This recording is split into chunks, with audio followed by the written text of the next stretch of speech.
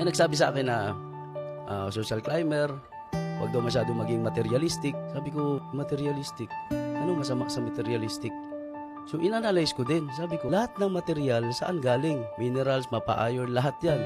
Lahat ng nakikita natin sa buong mundo, sabi nila, may nagsabi din sa akin na makontento na.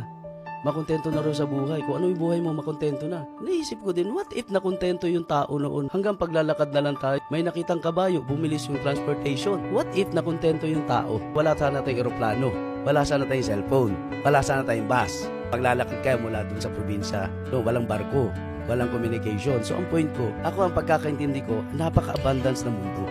Lahat ng needs natin, lahat ng kailangan natin, ibig sabihin, mapa-technology man yan, ibig sabihin, kailangan lang ma-discover ng tao. Binigyan tayo ng isip, tayo ang pinakamatalinong nilalang sa mundo na nilikha ng Diyos, di ba?